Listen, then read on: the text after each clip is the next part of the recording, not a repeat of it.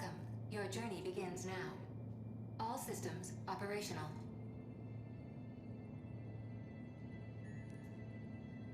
Ooh, doggy. Here we go. So, my channel here is devoted to looking at and evaluating early access games. Questions like, what is it? What does it do? What will it give me if I give it 20% of my weekly paycheck? Those are the things I attempt to get at.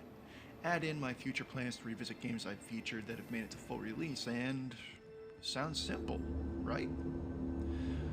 Well, in theory, sure. A lot of early access games do show growth over time, and then there are games that are difficult.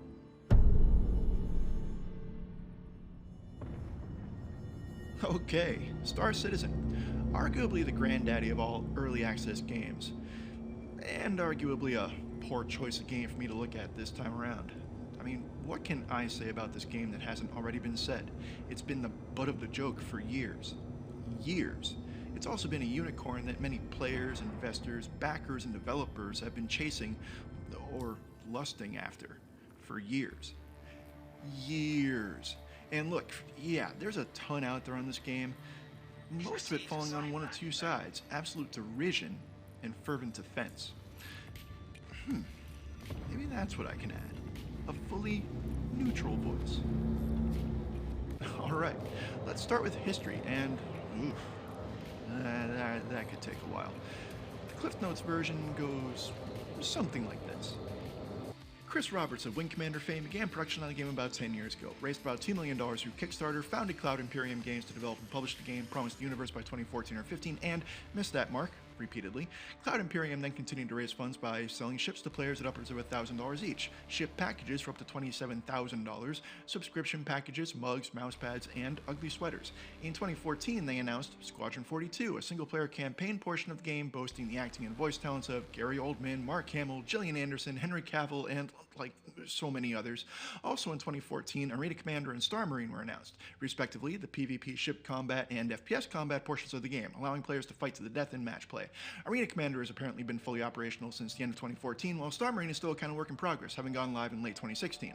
The Persistent Universe portion also hit the space lanes in 2016, leaving people like me wondering just what the heck the universe was before that. 4 years on, with development roadmaps, release projections, and player expectations having been left in a smoking heap, we find ourselves more or less caught up. Whew.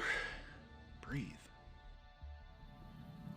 There's a lot there, and there's probably a lot that I'm totally glossing over.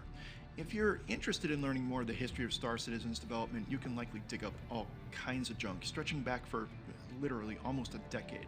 For my purposes, it's sufficient to know only a few things. First, this game's budget has been averaging somewhere around $30 million or so per year, raised largely through crowdfunding and that aforementioned monetization. Second, it's been plagued with perpetual pushbacks. Third, putting the first 2 points together, it's been criticized for poor development leadership. And fourth, it re-inherited its punching bag status back from Hello Games after Sean Murray finally got his ships together. Okay, so where the hell was I? Those were the points. Good. Well, let's move forward so we can circle back. So, I picked this game up around 3 or 4 years ago. Didn't play for all that long, maybe 12 hours total over my first few days. Then it just sat, gathering digital dust for about a year. 2 more hours and another year or two later gets my history of the game caught up to date. Not a lot to pull from experience-wise, but I'm gonna do my best because I want this game to succeed. I want it to deliver on all the fronts it's put up. No matter how critical I'm about to be, this game is the kind of game I feel like I've been waiting on for years. You know, me and a few dozens of others. And with that, I think I can get back on format. Let's talk about what this game is. Multifaceted comes to mind, but that may not mean much. Super Mario Bros. Is multifaceted if you're willing to say that jumping on turtles, swimming, busting blocks, and blooping bouncing fireballs are all facets of the game.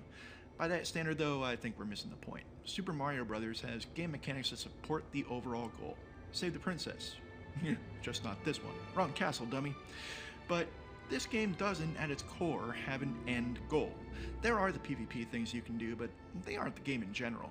There's also the Squadron 42 content that has yet to surface that may become more of a driver in giving this game a detectable direction, but the main portion of the game right now is the persistent universe sandbox.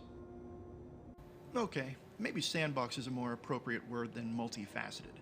Simulation would be another good one. You can build your character and ship to cater to specific things, trading or shipping, combat, exploration, mining, and it's really all up to you. And then spend your time finding ways to make it profitable enough to keep you in food and fuel as you go. And that's it. I brought up Project Entropia as a comparison point in an earlier video, and I think it applies here too, as the open-ended nature of both games, both in ostensibly MMO territory, gives you no set path that's definitively marked as progress. Any progress is measured in being able to afford the armor you want or the next ship or part that'll enhance your capability to carry out the jobs or missions you want to undertake. This game has also been compared to Elite Dangerous, and sure, it's appropriate. The base levels of both games are sandbox environments that allow you to do pretty much whatever you like, as long as there's some juice in your caboose. No Man's Sky is another game that has been put beside Star Citizen, and I think that's appropriate as well. The planetary environments in both games can be heavenly or harsh, and survival can often be predicated on your ship outfitting as much as your gear preparation. Something else to bear in mind here? All three were being announced and beginning development around the same time, within a window of like 2012 to 2014-ish. But this game sits on that simulation tab a lot harder than the other two. Traveling to planets in No Man's Sky is a fast, fun romp. In Elite Dangerous, there's more course plotting and planning involved, but it's still fairly quick once you grok the navigation systems. Star Citizen cares nothing for your time. There are ways to get planet-side using your quantum drive, but for mission objectives, that may still leave you with some long minutes of flight time to your target. Just cruising slowly. And slow was another word that I put down on paper before recently diving back in. The Expanse novels do a great job of realistically talking about space travel in terms of months or years, but the show hasn't really brought it up. Why? Well, pacing. Dramatic or otherwise, pacing is a big factor in holding a person's attention. Trust me, I'm still learning that here. Good pacing keeps things happening, keeps things moving, and this game, sometimes it feels like striving for perfect simulation goes just a little too far. And Star Citizen ain't alone. Having to get oil changes in Gran Turismo 4, or 3, turned me off from the whole series. It's not a real car. Why am I having to take better care of it than the one I've got parked outside?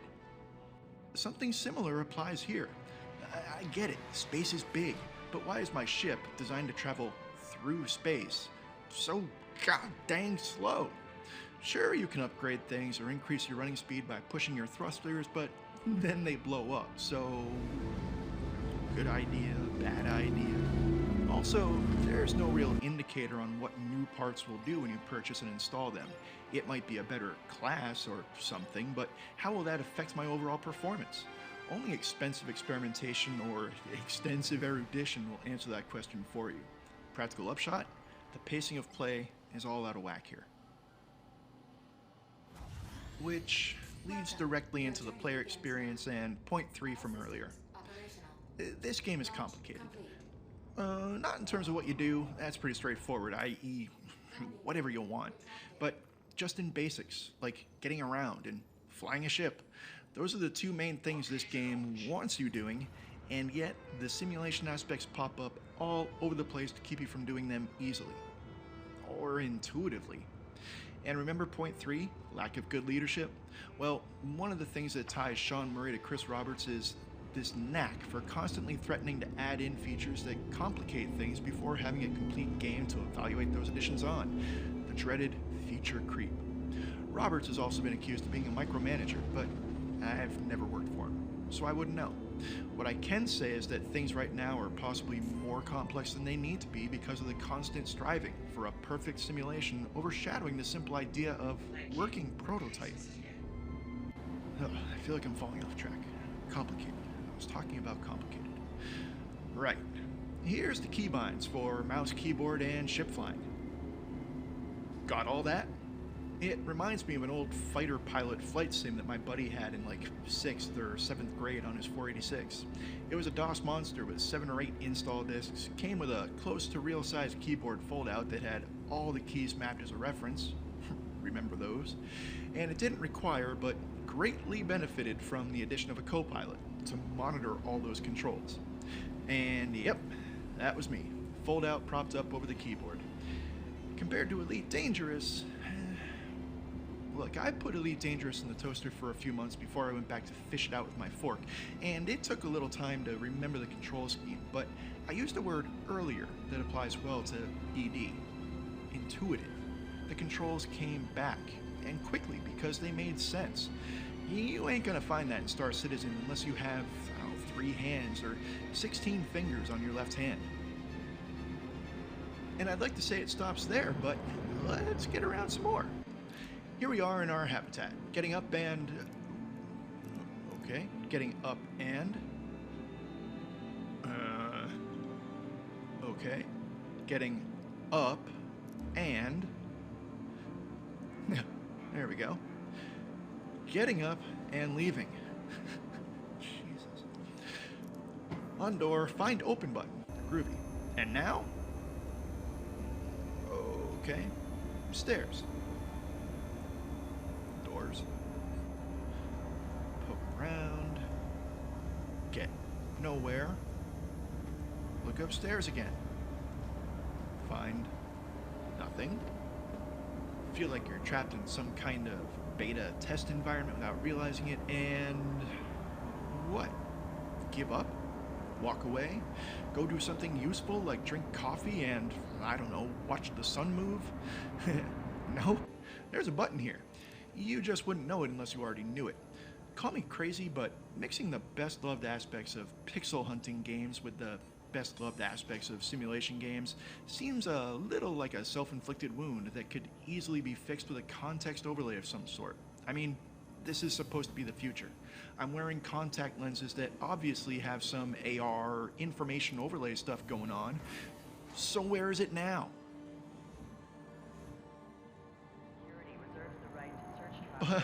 But hey, great. You made it out of your sleeping quarters. Now it's time to tackle mass transit to get to your ship. Actually, I do like the mass transit stuff here. It's laid out like a real subway with the same clarity of signage and information panels and maps that subways reliably use to make sure you end up going the wrong way on the wrong train on your weekend in New York City. It's a nice, subtle touch. And yeah, if you decide to pay attention to things like signs and arrows, it's easy to get around.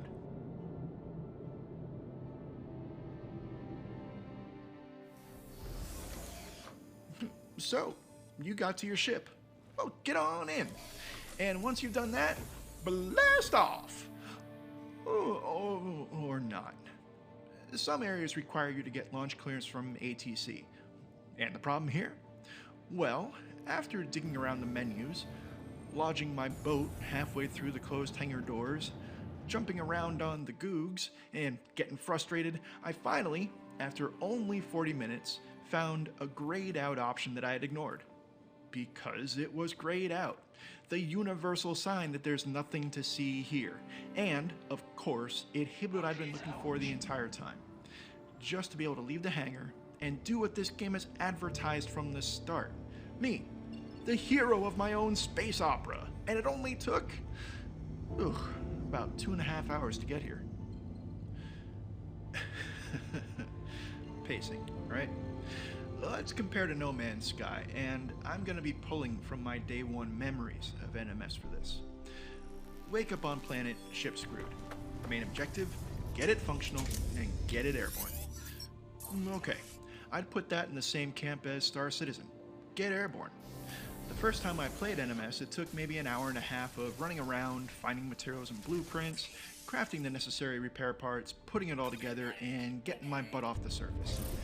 Hour and a half compared to 2.5, I ain't that far off, but for No Man's Sky, I learned about life support and environmental protection, how to use the multi-tool, what terminals to look for blueprints and plans, what resources could be gained from where and how to use them, how the scanner and visor could help me find my way around, how the ship repairs and crafting worked, how to fly in atmosphere, how to fly in space, how to move to the next star system.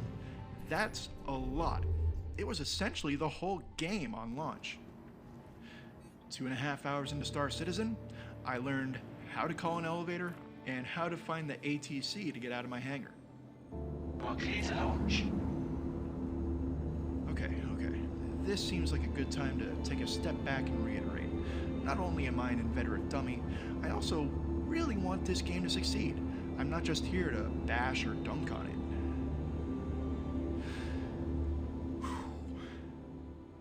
The main thing to take from all this, from my perspective, is that the interface and controls are needlessly convoluted and lacking in context. And yes, this is still in an alpha phase of early access, but after 7 years, I'd like to think that some of the most basic aspects would be more polished. I'm no programmer or game developer, but I'd think from a simple design perspective, the UI would be a major thing to focus on early. It is, after all, how the users will interface with the game, or maybe more appropriately, how they'll interact with the game. Again, the GUI for Elite Dangerous took some time to sink in, but then it became like second nature. With time, perhaps this one does as well, but it's cumbersome in a way that it feels like it doesn't need to be. Now, once you do get going and start doing things to make your way, you can expect bugs. Like Utah and fry sauce. It's what this game is known for. And boy howdy, I had trouble from before the start. Character customization screen, well, no soup. This may be because I already had an account and already had a character in hibernation, but I can't be sure. This error is on the bug report website and is a known issue. A known issue that 1, occurs before players even begin playing, and 2, hasn't been dealt with. Not good forward-facing stuff, but maybe it's just a quick warning for what you're getting into. I had issues getting out of my cot. I had issues with clipping and collision. I fell through a planet. These are things that will happen. It seems like the main reaction from players is smile and shrug. I get that, this is still a work in progress, but some of these problems stretch back years, giving the impression that Cloud Imperium is working on that same wavelength, instead of actively working to do anything about them. Again, not a very good forward face for a company already courting controversy. Now, I'll admit, the graphical settings may be part of the problem I'm running up against with my poor little underperformer. Achieving anything resembling a frames rate, that's frames plural, requires me to get off-planet, off-station, or away from things in general, where all I'm looking at is space. Anything before that? Frame rate. Yeah, pretty crappy. Dumbed down on settings, set to 4K resolution, and running non-SLI is giving me the best results, or at least the most reliable. And that might be a shame. The world environments are actually really nice.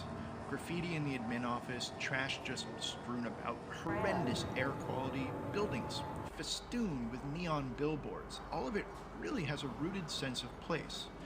There's hints of Blade Runner and Total Recall, the art of Jeff Darrow or Jean Mobius Giraud, Mass Effect, The Longest Journey, Remember Me, and probably any page out of any volume of Battle Milk. It makes it all feel like a place you've been before, with people you can relate to and understand in a time that may not be perfect, but sits in some reality.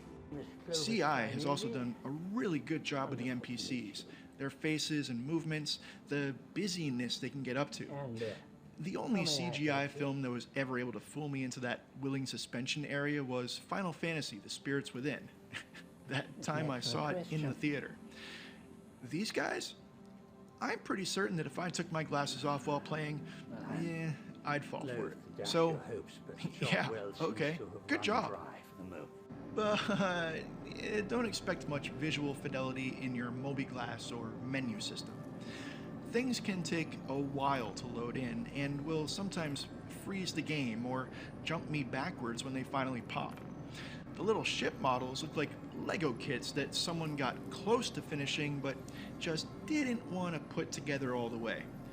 At least that could be covered up with some simple wireframing effects put in place of the more detailed ship model, but no. For now, it's loosely related parts that happen to be in the shape of a starship. And yeah, obviously, your mileage will vary in terms of graphical performance, but the overall art and design aspects are great. I'd love to say that I'm able to experience them to their fullest, but I know that ain't the case. Kinda ironic, really. My 8-year-old system doesn't play nice with this 8-year-old game. And I get it. They're both technically only in 3rd grade, so maybe when they grow up. The sounds are also there.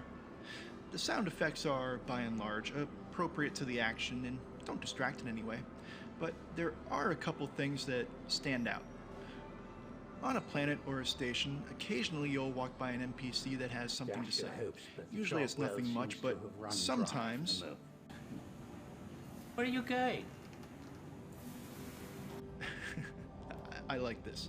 You really They'll end don't learn, conversations do you? in mid-sentence We're if you done. just walk off. It's a small thing, but it goes a long way in making the place feel alive, making the NPCs feel alive, a thing that most games aren't able to match. I believe this is one of the interaction systems that Cloud Imperium has been touting, and rightly so. It adds a good layer to that whole simulation vibe. And the soundtrack. Now, I'm not a fan of long loading screens in almost every game, but here... okay, I'm still not a fan. But the music is a saving grace. I hate to admit this. Usually I'm pretty good at putting a name to things, but this stuff has been frustrating me for a while because it reminds me of something that I can't quite remember, that on the tip of my brain feeling. It's good, I like it, and it reminds me of, I don't know, something else that I like. IMO, it's actually one of the most complete and fully realized parts of the game, and while I don't think I'd go out of my way to pay $45 for it, it is nice that it's included in the price of admission. As Foundry 42 and Cloud Imperium work on getting Squadron 42 into some kind of working state, I can only imagine that the music and voice acting stuff will get better, mainly because of the amount of money they seem to have been willing and able to throw at it. Go look again at that list of actors involved.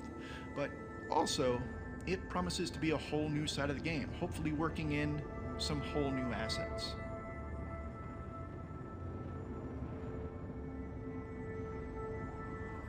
And this leaves us to look at the most uncertain thing this game can offer its players: a future. This game has already been around for a while, and Cloud Imp took some heat for its lack of transparency during early stages of development. Over the past couple of years, they've been more upfront with what they're working on and what's been implemented, and in some cases, implemented to what degree, fully or partially or still being developed. But at least they're trying. With a history of constantly pushing things back, it's wise for them to let the player base know what's actually being accomplished. But that only extends to parts of the game. Squadron 42 has a roadmap that seems to show little in terms of forward progression.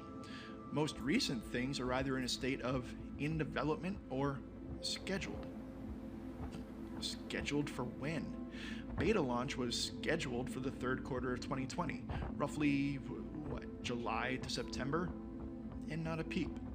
And not much in the roadmap is marked as completed. Lacking any press releases since around the late spring of 2018, everyone is limited to what CI's quarterly roadmaps have to share, and that ain't necessarily much. So there are question marks here. Some have looked at it and come to the conclusion that vaporware may be its likely end. Others see it as a possible beginning for virtual lives or careers, like Project Entropia attempted before it. The only thing I can do is go back to my first written word before going back to play it. Slow. The development has been The capsule will slow, be leaving the station momentarily. moving on a time scale that the universe would gauge as blistering, glaciers would view as reckless, and turtles would beat in a foot race. And that's definitely part of the problem. Averaging spending of $30 million per year for the past, 7, 8 years, that's a lot of dough to spend producing a $45 soundtrack with a demo game attached. And development hasn't been exactly focused, letting the player community experience where that money is actually being spent. It's like they're spending massive amounts of time and money perfecting how a beetle will land on a tree's leaf before they've even figured out what trees are. Whether this is an outgrowth of the micromanaging accusations against Roberts or the lack of clear leadership also directed at Roberts remains unclear, but keep in mind, both are being leveled at Roberts. And where there's smoke? And yet, development does seem motivated to get the next really expensive ship onto the market to drum up more money. That could easily leave you feeling like Cloud Imperium is nothing but a perpetual money-making machine that will get burned to the ground once the well dries up. Vaporware? Well, yeah, maybe. But I hope not. I love No Man's Sky because of the exploratory nature of the whole thing. I was likely one of the few that wasn't completely disappointed by it from day one. Mainly, I blame that on not paying attention to any of the things that Sean Murray was saying leading up to its launch. I saw the first trailer, then, a year or so later, saw that it was for sale. Great! I loved it then, and I still do. And Elite Dangerous. Where I love the exploration of planets with NMS, the experience of ship-based exploration in Elite is perfect. The ships are well designed, respond in a physical way, and are just flat out fun to blast around the Milky Way. Wouldn't it be nice if there was a game that took the best parts of both of those games and put them into a complete package?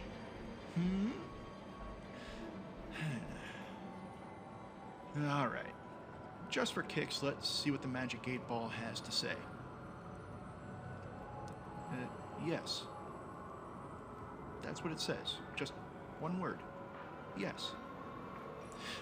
For context, I asked it, will Star Citizen ever be a complete game? So... I started this thing with a neutral voice as my aim. So, I like the concept, but I can see the flaws. I like the style and art direction, but it seems like icing on cake ingredients. And I like the Magic 8 Ball's pure, unambiguous optimism, but I only see vague outlines where a game should be. And these fighting mindsets lie at the heart of my raging ambivalency to the game. I haven't invested crazy hours or crazy money into it, so I have no real horse in the race in the fervent fanboy camp. But I haven't written it off before it's done and moved in with the scoffing bashers. It's an idea that fascinates me and keeps me hoping, and it's a lump of code that currently feels rudderless and aimless, unless ridiculous levels of monetization are possible. And I don't know how that all makes me feel. I guess the real truth is this. I've already paid my $45. I already bought a ticket for the ride. So, yeah, I'm gonna keep checking back in on this one. It seems like every 8 to 10 months, something happens with Star Citizen that brings it to the surface for air, before it sinks back below to whatever benthic depths it has to reach to find the next bits of sustenance it can scrape up from the bottom. And while I see with trepidation just how low it's willing to go to feed, I also watch with hope that one day it might break the surface and start really flying around as it so desperately wants to.